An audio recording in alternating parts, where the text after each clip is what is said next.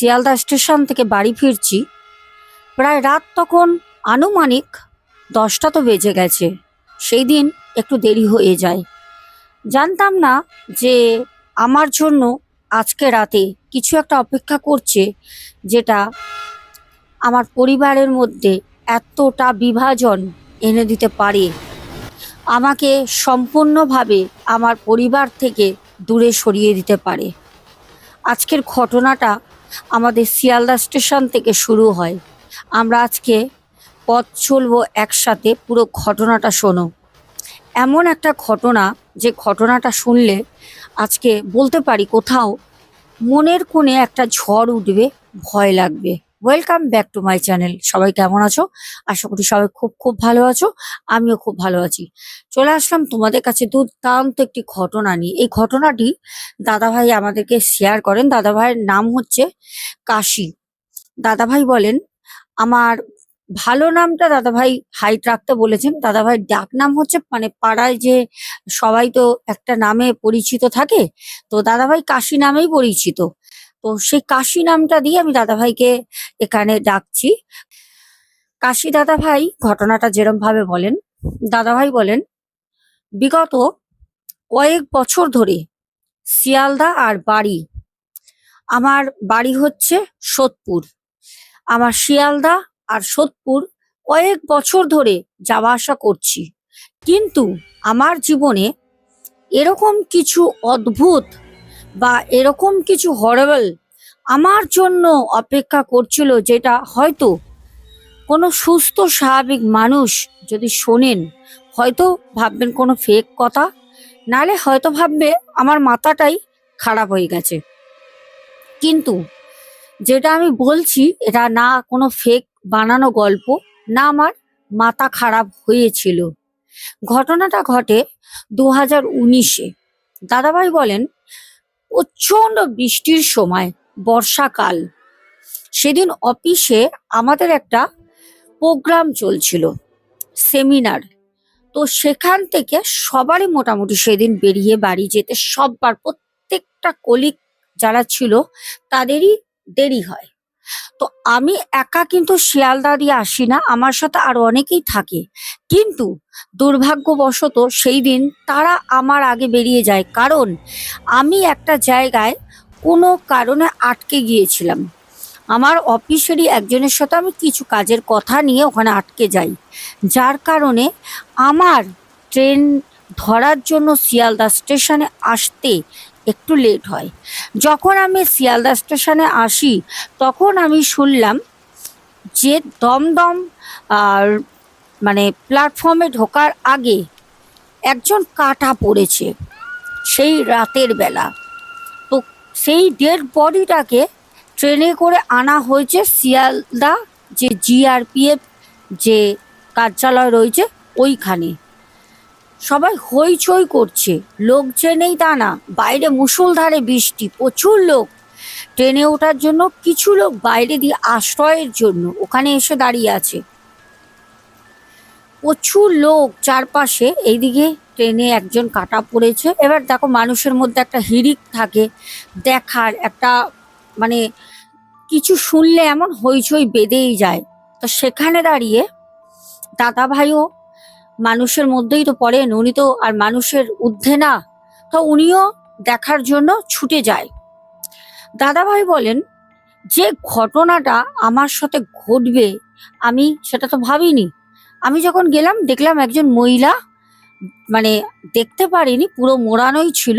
আমি ওই যারা নিয়ে যাচ্ছিল তাদের মধ্যে একজনকে জিজ্ঞেস করলাম, তো বলল যে একজন মহিলা।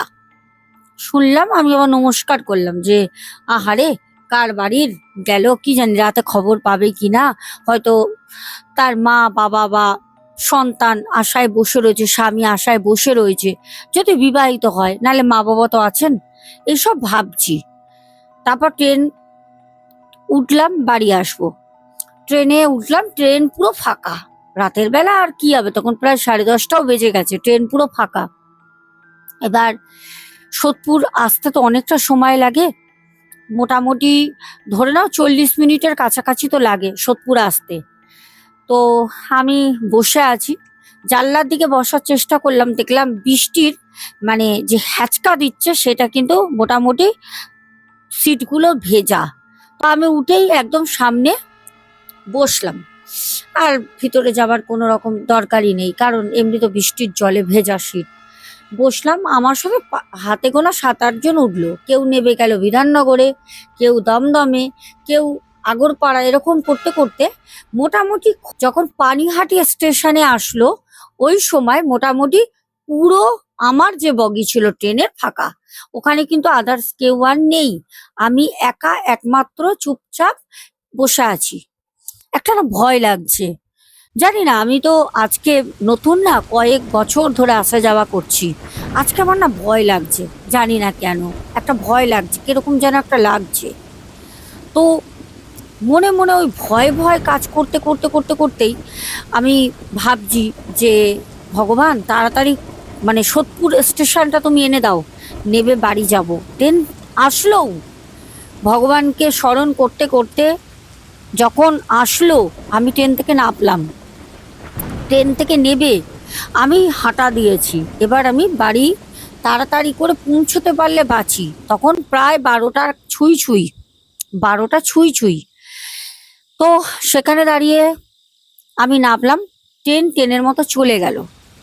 আমি নেবে আমি বাড়ির দিকে যাচ্ছি, রেল লাইন পার হয়ে আমি বাড়ির দিকে যাচ্ছি। আমার পিছনে একজন মহিলা, মানে আমি বৃষ্টির মধ্যে ভিজে ভিজে যাচ্ছি, আর অত রাতে দাঁড়ানোর কোনো প্রয়োজনই হয় না, কোনো দরকার নেই। তার মধ্যে কোনো দোকান এরকম মানে আমার জানাশোনা দোকান খোলাও নেই অত রাতে যে আমি কোনো দোকানে দাঁড়াবো বা কিছু। যদি এটা আগে হতো, অনেকটা আগে, তাহলে পারে হয়তো আমি কোনো জায়গায় দাঁড়াতাম, তাদের সাথে গল্প করতাম, একটু চাটা খেতাম। কিন্তু আমি এসছি অনেক দেরিতে, আর সত্যি কথা বলতে অনেক রাতও হয়ে গেছে, আর বৃষ্টির কারণে মোটামুটি সকাল থেকে বৃষ্টি হচ্ছে, বর্ষার সময় যা হয়। এখন তো বর্ষা চলছে, বুঝতে পারছো। তো পুরো একদম সব দোকানপাট বন্ধ। একটা সাইকেল গ্যারেজ ছিল, সেই গ্যারেজটা খোলা, সাইকেল বাইক টাইক রাখে। আর একটা চায়ের ঘুমটি অর্ধেক খোলা। তা ওখানে আমি দাঁড়াইনি, আমি ভিজে ভিজে যাচ্ছি। আমি কোনো জায়গায় না দাঁড়িয়ে আমার মতো আমি ছুটছি, বাড়ি যাব, যেরম করে হোক বাড়ি যেতে হবে, ছুটছি। হঠাৎ করে মানে এমন কিছু একটা আমি আশাও করিনি, আর এটা অসম্ভব ব্যাপার। হট করে আমি দেখলাম ছুম ছুম করে মহিলারা যে পায়ের নুপুর পরে, নুপুরের শব্দ। আমি বললাম কি ব্যাপার, পায়ের নুপুরের শব্দ হচ্ছে কেন? এই রাতের বেলা, রাস্তা তো পুরো ফাঁকা, কেউ নেই। আমি পেছনে তাকালাম, ভয় ভয়, জানি না সেদিন ভয় লাগছে একটা। পেছনে তাকালাম, তাকিয়ে দেখলাম মানে আমি না পুরো অবাক হয়ে গেলাম। মানে বিশ্বাস করবেন না, আমাকে দাদাভাই বলছেন, আমি দেখলাম একজন যেরকম নন বেঙ্গলিরা মাথায় ঘোমটা টোমটা দিয়ে বউরা আসে, ওই রকম একজন মহিলা ভিজে ভিজে খুব তাড়াতাড়ি, আমি তো ছুটছি, আর মহিলাটিও খুব তাড়াতাড়ি পা মানে চালিয়ে, মানে হাঁটছে না দৌড়াচ্ছে বোঝা যাচ্ছে না, মানে যেরকম হালকা দৌড়ায় মানুষে, ওরকম একজন মহিলা আসছে। আমার দেখে না প্রচণ্ড ভয় লাগলো, এত রাতের বেলা একজন মহিলা। যদিও ওরকম হতো উনি তো আমাকে ডাকতে পারতো না যে দাদা আপনি কোথায় যাচ্ছেন, আপনি আমার সাথে চলুন বা কিছু। উনিও হয়তো ভয় পেয়েছেন, আর দৌড়াবে কেন বৃষ্টির মধ্যে, বর্ষাকাল, বৃষ্টি পড়ছে, পুরো ভিজে ভেজা। আমি আস্তে করে, ওইখানে একটা ফ্ল্যাট আছে, ওখানে ফ্ল্যাটের ওখানে না নিচে মানে খাঁচা মতো করা রয়েছে, 3-4টে কুকুর আছে ওখানে, মানে ওই ফ্ল্যাটেরই কারোর হবে। ওই কুকুরগুলো মোটামুটি আমাকে চেনে। আমি ওই যখন ফ্ল্যাটের ওখান থেকে পাস হচ্ছি, আমি চলে গেলাম, কুকুরগুলো দেখলাম বসে আমায় দেখছে। আমি বললাম কিরে, ওদেরকে হাত দেখিয়ে বললাম কিরে। ওরা একটু জাস্ট ওদের ভালোবাসা দেখিয়ে আওয়াজ করলো, আমি চলে গেলাম। আমি বললাম সকালে ওদের মাঝে মাঝে বিস্কুটও দিই, ওই কেয়ারটেকারের সাথে আমার ভালো বন্ধুত্ব। এইবার দেখছি কিছুক্ষণ পর, ঠিক 2-3 সেকেন্ড পর, কুকুরগুলো ঝা ঝা ঝা করে চিল্লাচ্ছে।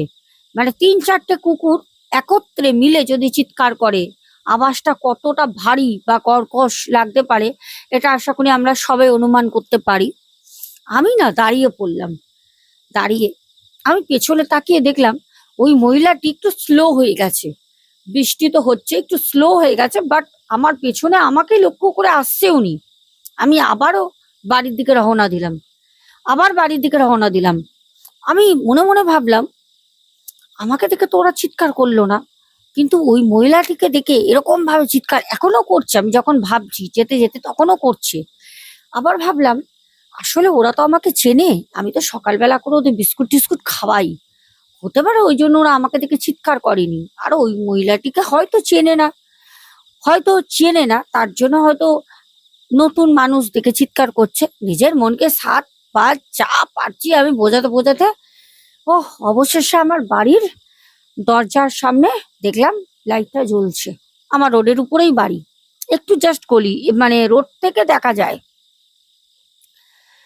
আমি বাড়ির সামনে গিয়ে গ্রিলটা খুলে আমি গিয়ে সমানে বাড়িতে বেল বাজিয়েই যাচ্ছি, নক করছি, বেল বাজাচ্ছি। লাস্টে আমার বাবা আসলো।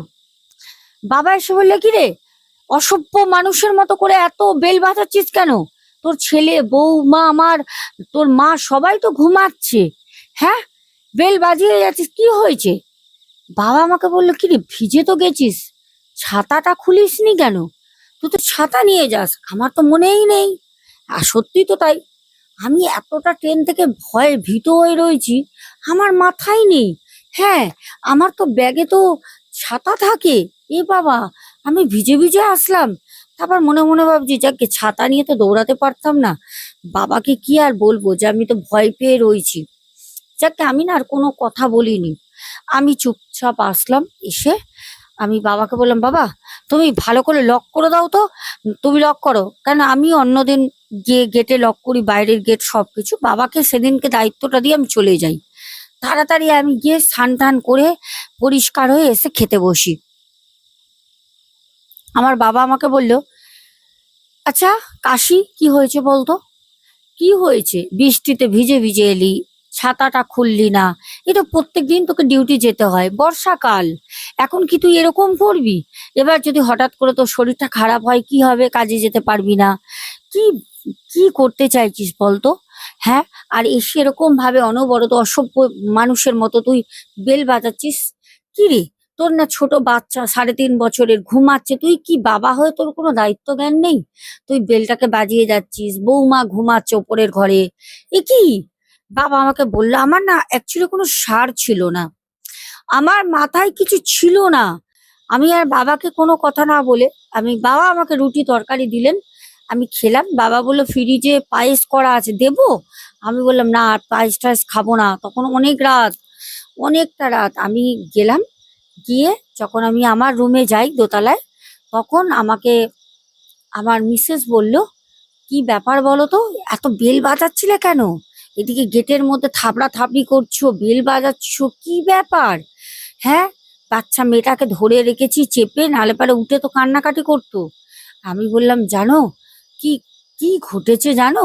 বললো, কি? তখন আমি আমার মিসেসকে সব বলি, বাবাকে বলিনি, মিসেসকে সব বলি। বাবা তো বিশ্বাস করেন না, রিটায়ারমেন্ট আর্মি ছিলেন, ওনাকে এসব বলে থাবড়াবে। বাবাকে বলিনি, কিন্তু বাবারও এরকম অভিজ্ঞতা আছে। বাবা আমাদের ছোটবেলায় বলেছেন, কিন্তু বললে বাবা হয়তো আমাকে ভয়টা কাটানোর জন্য বলবে এইসব মিথ্যে বানানো, তোর মনের ভয়। বাবা বকাবকি, আমি বাবাকে কোনো কারণে কোনো কথা বলিনি। দাদা ভাই বলছেন, আমার মিসেসকে বলায়, আমার মিসেস বললো, ঠিক আছে তুমি একটা কাজ করো, কালকে তোমার লাস্ট অফিস, পরশু দিনকে তুমি আমার সাথে, আমরা তো এমনি কালকে রাতে তুমি অফিস থেকে আসলে তো বাপের বাড়ি যাবোই, বাবার বাড়ি গেলে ওখান থেকে তুমি আহ কোনো জায়গায় গিয়ে মায়ের সাথে কোনো তান্ত্রিকের কাছে গিয়ে একটুখানি মাদুলি টাদুলি নিয়ে নিও। হতে পারে তোমার একটুখানি ভয় টয় লেগেছে। হ্যাঁ, ভয়ের জন্য এসব জল পড়া এগুলো খেলে কেটে যায়, নাহলে শরীরে কিন্তু আরো শরীর খারাপ করে। তা আমি ওকে বললাম, ঠিক আছে তুমি যেটা বলছো সেটাই হবে, তুমি আমাকে এখন ঘুমাতে দাও, একটু বকো কম। বলে আমি শুয়ে পড়ি। আমার সাথে না সেদিন রাতে আর কিছু হয়নি। পরের দিনকে অফিস থেকে ফিরলাম, একটু ভয় ভয় লাগছিল ট্রেনে, কিন্তু আমি তো 7:30টার মধ্যে বাড়ি আসি, বউকে নিয়ে যেতে হবে আবার। দিয়ে যাই হোক, আমি ওকে বাড়িতে দিয়ে সোমবার দিন সকালবেলা ওখান থেকে অফিস যাই, মানে আমার শ্বশুর বাড়ি দিয়ে অফিস চলে যাই। তা আমার বউ তাবিজ মাদুলি কবচ এইসব নিয়ে রাখে, আমি সোমবার দিন রাতে ওর কাছে যাই। আমি ওদের বাড়ি থেকে ওগুলো রাতের বেলা নিয়ে আমি বাড়ি চলে আসি। পরের দিনকে অফিস থেকে আমি ডাইরেক্ট বাড়ি আসি, মানে ওদের বাড়িতে আমি আর যাইনি। এইবার আমার সাথে শুরু হলো কিছু ভৌতিক ঘটনা, যেইগুলো আমি এবার একে একে বলবো। এতদিন আগে আমি শিয়ালদা স্টেশনে একটা মৃতদেহ দেখেছি, যেটা দমদমে কাটা পড়েছিল। তারপর ওখান থেকে আমি বাড়ি এসেছি, সেই দিন রাতে আমাকে কেউ ফলো করে তাড়া করেছিল। তারপরে আমি বাড়িতে এসে আমার মিসেসকে বলি, আমার মিসেস পরের দিন আমি ওখান থেকে অফিস ফেরত এসে আমার মিসেসকে বাচ্চাকে নিয়ে আমি শ্বশুর বাড়ি যাই। ওখান থেকে আমি সকালবেলা অফিস যাই, আমার বউ আমার শাশুড়ি মা আমার জন্য মাদুলি তাবিজ কবচ কোনো জায়গা দিয়ে এনে রাখে। আমি রাতে ফিরে ওদের বাড়িতে যাই, সোমবার দিন রাতে গিয়ে আমি তাবিজ কবচ স্নান টান করে ধারণ করি। করার পর আমি মঙ্গলবার দিন সকালবেলা অফিস যাই। ওখান থেকে মঙ্গলবার দিন অফিস থেকে ফেরত আমি রিটার্ন আমার বাড়ি আসি, ওদের বাড়ি আর যাইনি, কারণ ও এক সপ্তাহ থাকবে। আমি শনিবার রাতে অফিস করে আমি চলে যাব ডাইরেক্ট ওদের বাড়ি। রোববার দিন আমি থাকবো, থেকে একদম রাতের বেলা ট্রেন করে আমরা বাড়ি চলে আসব। ওর বাড়ি শ্যামনগর, সব ট্রেনে ট্রেনেই পথ, কোনো অসুবিধা নেই। তো এইবার ঘটনাটা ঘটে মঙ্গলবার রাতে। আমি যখন বাড়িতে একা শুয়ে, পায়ের নুপুরের শব্দ হচ্ছে রুমের মধ্যে। আমার মা পায়ের নুপুর পরেন না, আমার বাড়িতে আমার মিসেসও পরেন না, আমার মিসেস নেইও। আমার বাচ্চা মেয়েটার পায়ের উপর ওর পায়ের নুপুর আছে, কিন্তু ও তো নেই, কিন্তু পায়ের নুপুরের শব্দ আমি পাচ্ছি। তা আমি না উঠে ঘরে, নিজের ঘরে অতটা ভয় লাগছে না, কারণ নিজের ঘরে কারোর ভয় লাগে না।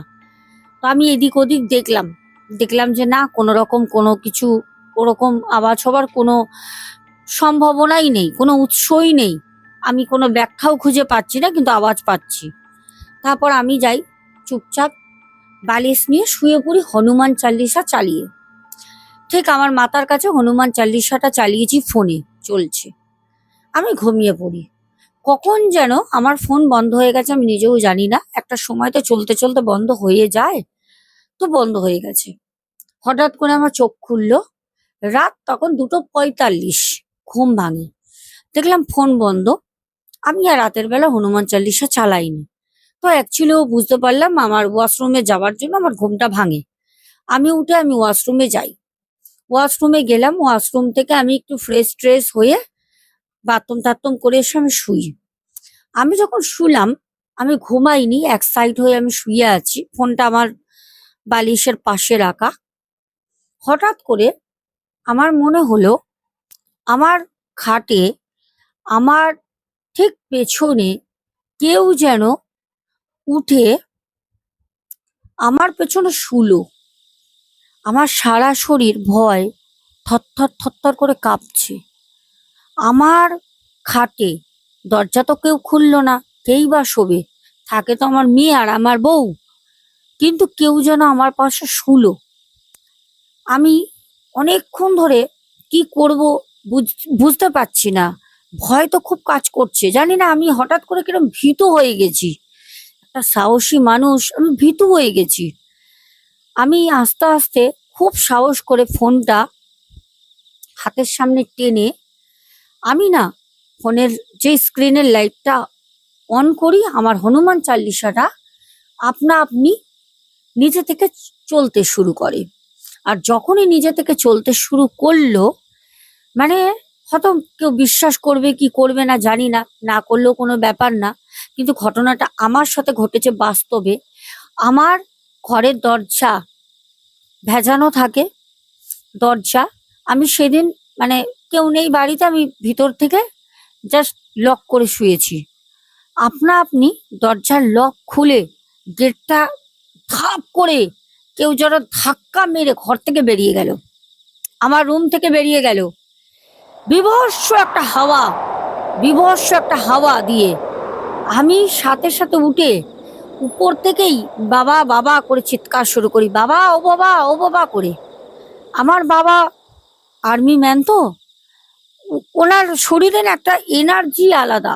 ওই রাত 2:45, প্রায় 3টে বাজতে যাচ্ছে এতক্ষণে, আমার বাবা সাথে সাথে নিচে দেখছি খটখট করে সুইচ বোর্ডের সুইচগুলো দিচ্ছেন।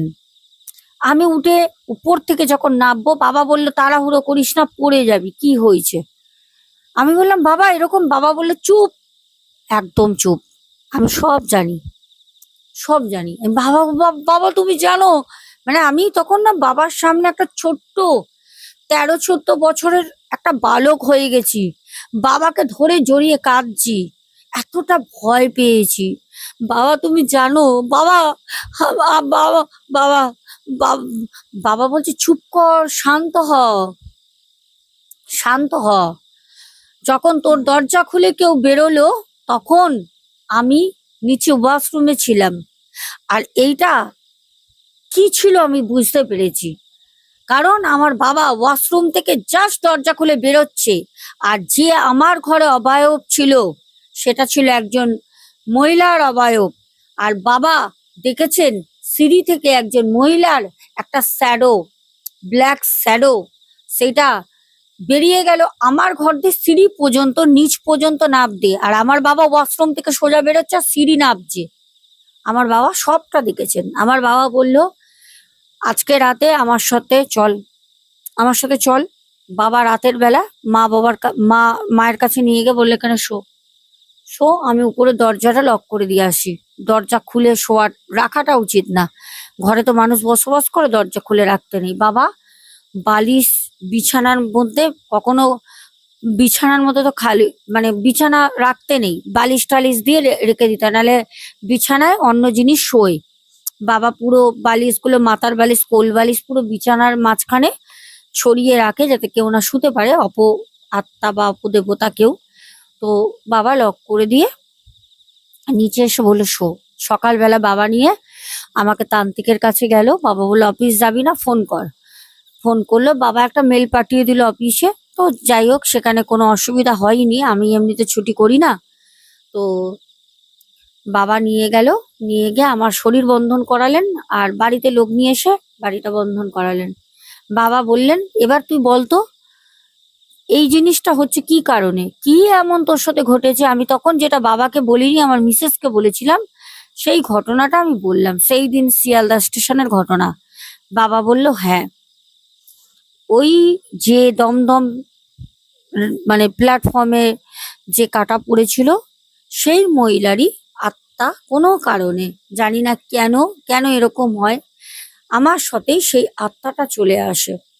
কারণ হতে পারে যে সেই মহিলার, সবাই ওখানে দাঁড়িয়েছিল, মানে যেরকম দর্শন করে মানুষ, দর্শনার্থী হয় না, ওরকম সবাই দর্শক দর্শনার্থীর মতো দেখছিল তাকে।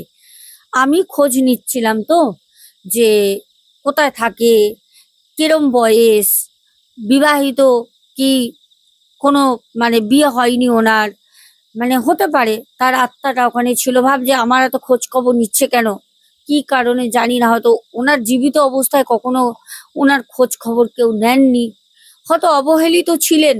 মৃত্যুর পর দেখছেন যে আমার মৃত্যুর পর কেউ আমার খোঁজ খবর নিচ্ছে, হতে পারে।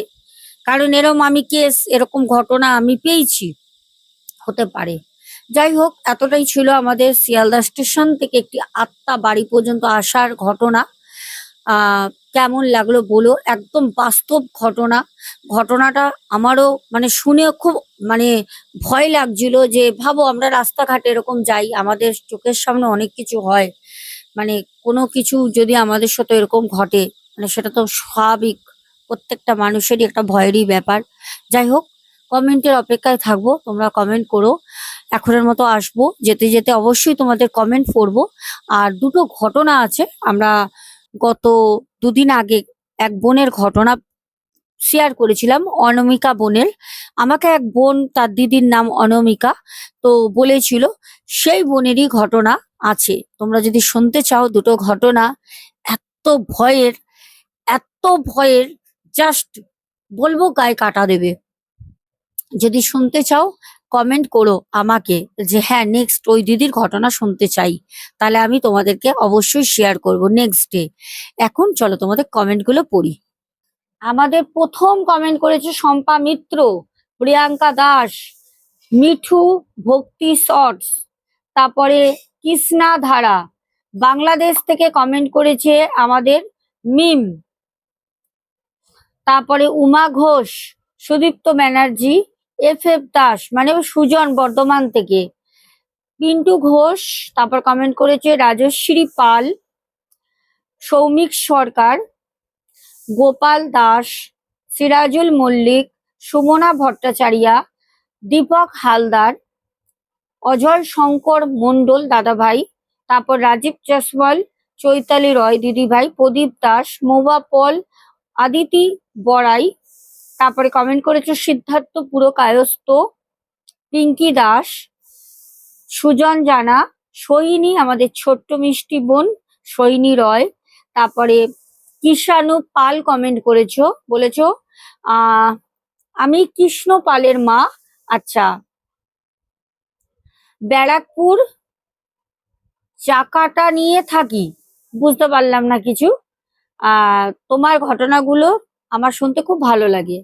আচ্ছা, তারপর আমাদের কমেন্ট করেছো বাংলাদেশ থেকে মিম, সুজাতা দাস দিদিভাই, সঙ্গীতা দাস দিদিভাই, রুচিরা হালদার, তারপর দেখি কে কমেন্ট করেছো, ফুলেশ্বরী চক্রবর্তী দিদিভাই, কিষাণু মান্না, আয়ান হালদার, বনানী কর্মকার দিদিভাই, তারপরে ঋতুপর্ণা হালদার, বরুণ মজুমদার, নীলু সিং, ডালি দেবনাথ দিদিভাই, অসীম দাস, তারপর কমেন্ট করেছে সন্তু দুনিয়া বোন, সুব্রত সরকার, তুহিন দান্দ্রে, তারপরে কমেন্ট করেছো চন্দন, নিতা বসু, সুনিতা চন্দ্র, শ্রাবণী হাজরা, তারপরে কমেন্ট করেছো নীলু মজুমদার দিদিভাই, তারপরে কমেন্ট করেছো আমাদের ফুলেশ্বরী চক্রবর্তী দিদিভাই, তারপরে আবারও কমেন্ট করেছেন সৌমিক সরকার। সবাইকে অসংখ্য অসংখ্য আমার তরফ থেকে ভালোবাসা রইলো। সবাই খুব খুব খুব ভালো থেকো। এখনের মতো আসবো, সবাইকে বলবো লাইক কমেন্ট শেয়ার করতে ভুলবে না। যারা নতুন আছো তাড়াতাড়ি করে বেশি বেশি করে কি করবে, শেয়ার করো, সাবস্ক্রাইব করো। সবার পরিবারের উপরে মায়ের সবসময় আশীর্বাদ কৃপা থাকুক, বড় মায়ের। এখনের মতো আসছি, শুভরাত্রি।